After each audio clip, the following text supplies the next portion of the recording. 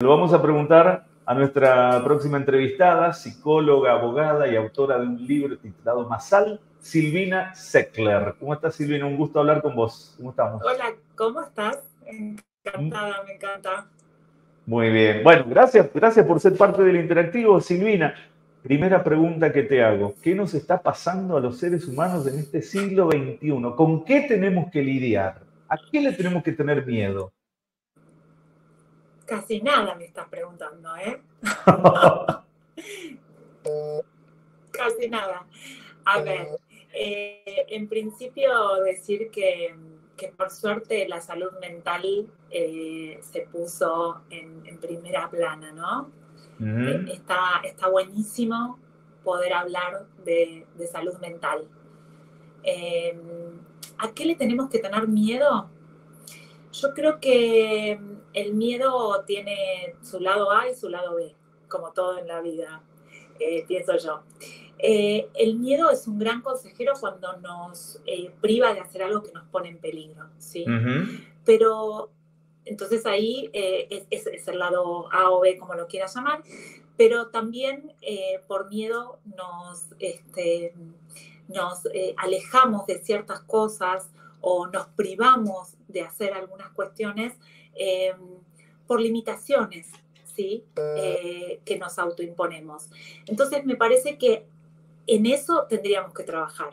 Entonces, como decimos nosotros los psicólogos, no tenerle miedo al miedo. Claro. En realidad es miedo, pero también hay que sumarle, Silvina, algo que también lamentablemente, no sé si lamentablemente, porque el hecho de que se manifieste ya es sacar algo, es demostrar algo. Yo creo que cuando tenemos ansiedad, estrés, es porque exteriorizamos algo que ya nos está carcomiendo desde adentro. Mal o bien, es una señal para poder tratarnos. Obviamente, es el famoso síntoma, es lo que vemos. Exacto. Es el famoso síntoma, así es. Entonces, a través de esos síntomas que nos traban, que nos molestan, que nos duelen, que nos hacen repetir situaciones de malestar, es que uno llega a preguntarse al menos, ni siquiera te diría el paso previo a consultar, sería preguntarnos qué nos está pasando. Ajá. ¿Por qué cometemos siempre los mismos errores? ¿Por qué vamos siempre a los mismos lugares? ¿Por qué nos ponemos siempre en el mismo rol? Entonces, cuando empieza a sentirse ese malestar, es que uno tiene la posibilidad de manifestarlo, de hablarlo y de pedir ayuda sobre todo. Esto me parece que es fundamental. El hecho de poder pedir ayuda y poder pedir ayuda a tiempo además, pues si no, se pueden prolongar en el tiempo situaciones de malestar que si uno consulta a tiempo las puede prevenir. Silvina, uno no estuvo presente en el siglo XIX. Me hubiera encantado por muchas situaciones, ¿no? Haber conocido algunas personalidades. A mí también. Pero imagino que vos, como psicóloga, haber buceado en la mentalidad de una persona de la época victoriana, por ejemplo, y la comparamos con el 2023. En aquel entonces no había situaciones o síntomas que hoy sí tenemos.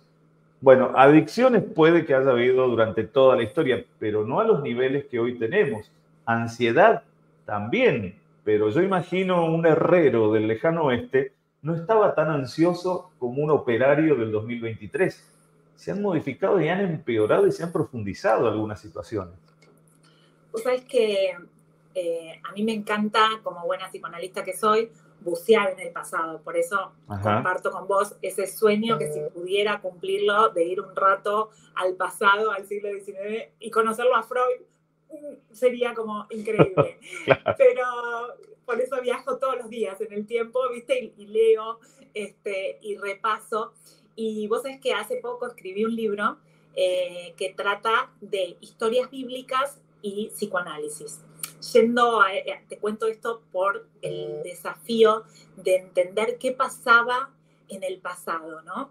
Y muchas de las críticas que se le hace al psicoanálisis es esto de, uy, pero siempre tengo que remover el pasado, ¿para qué me sirve? Etcétera.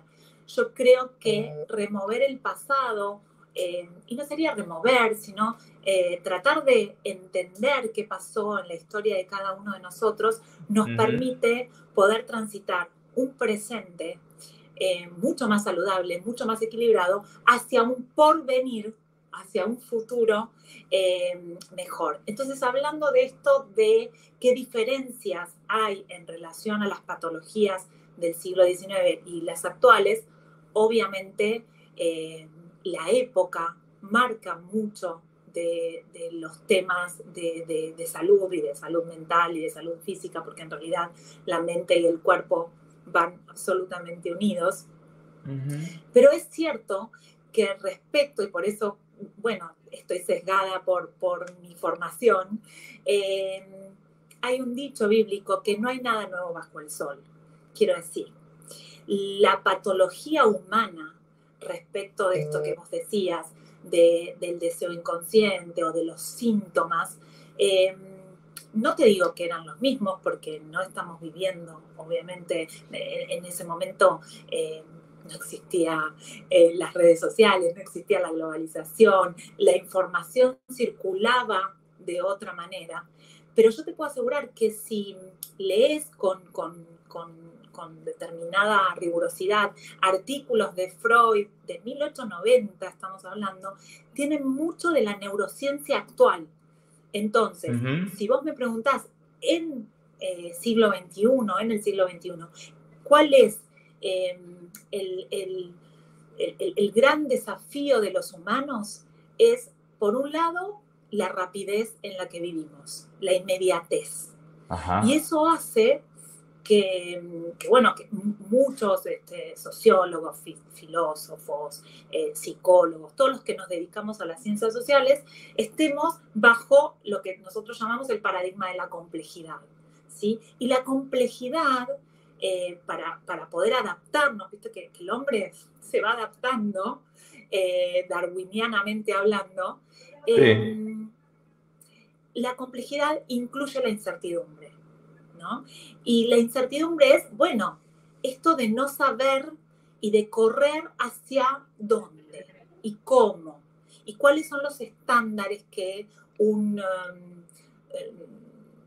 que supuestamente tenemos que alcanzar para tener éxito en la vida. Entonces, me parece que ese es un rasgo muy actual, digamos, respecto, porque la depresión existía, la ansiedad, que los psicoanalistas llamamos angustia, también existía, pero por eso te empezaba diciéndote que qué bueno que podamos hablar de salud mental y podamos entender que nos atraviesa a todos y cuán importante es poder tratarla, porque en base a eso vamos a poder sanar. Exacto. Silvina, hagamos de cuenta que, viste que ahora está todo el tema de Barbie, Ken, los muñecos, etc. Hagamos de cuenta que acá, en este lugar, te pongo un muñequito de un niño de 3 años, un muñequito de un niño de 9, y así vamos pasando por las distintas etapas de cada ser humano. Según tu diagnóstico, grosso modo, lo que podés haber visto, estudiado, ver estadísticas, números, ¿a dónde aplicarías vos primero tu consejo o tu oído o tu tratamiento? ¿Cuál de estas etapas del ser humano hoy está un poco más complicado? Qué buena pregunta. A ver. Somos unos locos tremendos, ¿viste? Aprovechamos a Barbie y lo ponemos. Está muy bien la pregunta. No vi Barbie todavía, creo que voy a ir hoy a verla sin falta porque lo necesito. O sea, mis pacientes me hablan y les digo, no me spoileen, les pido por favor. Recomendación, anda con una libreta anotando cosas. Silvina, de verdad, va a ser. Sí, voy ahí. A ver, yo me especializo en adolescentes y adultos, en realidad. Pero aquellos que trabajamos con adultos jóvenes y adultos e incluso gente mucho más grande aún, trabajamos con el niño interno. Aquellos que entendemos que la estructura psicológica se forma, yo te diría, me animo a decirte bajo mi creencia, que desde antes de nuestra concepción, y en el embarazo y en la infancia. Freud decía, ya que lo trajiste, que trajiste la época victoriana y yo traje a Freud, que toda la estructuración humana psicológica se da en los primeros 5 años, ¿sí? Y que eso es súper importante. Entonces, si vos me preguntarías a dónde enfocar para tener mayor estabilidad emocional, niños más sanos física y psicológicamente, sería en la educación. En la educación, en la familia, en la niñez.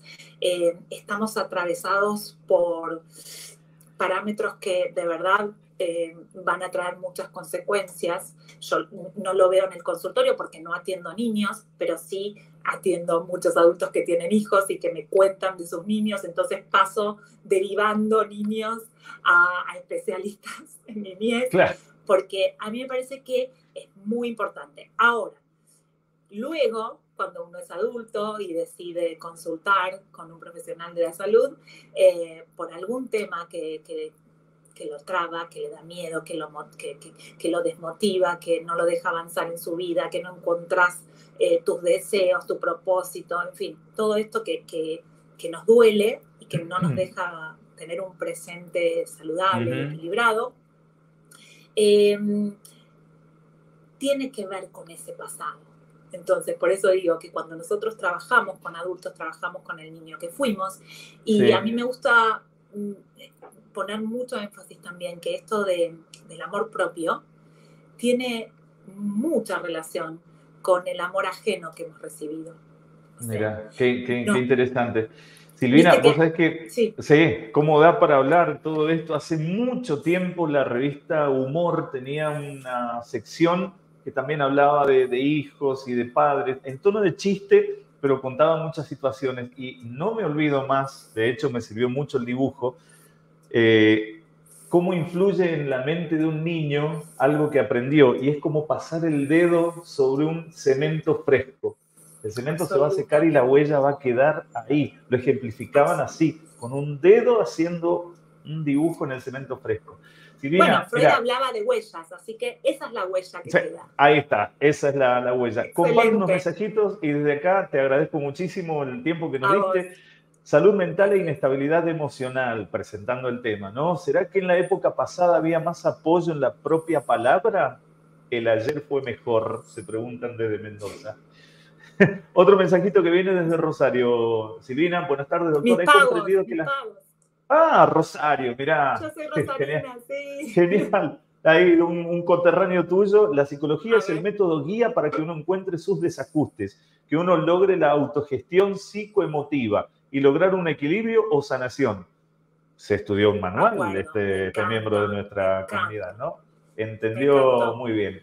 Silvina, compartíamos ahí tu Instagram por las dudas que la gente quiera consultar un poquito más, @SilviSeckler con Z y con C, SilviSeckler. Y desde acá, Silvina, gracias. Pegarnos un paseo por la mente, sea como estemos, siempre es muy saludable. Te mandamos un abrazo grande, Silvina. Gracias. Cariños, gracias.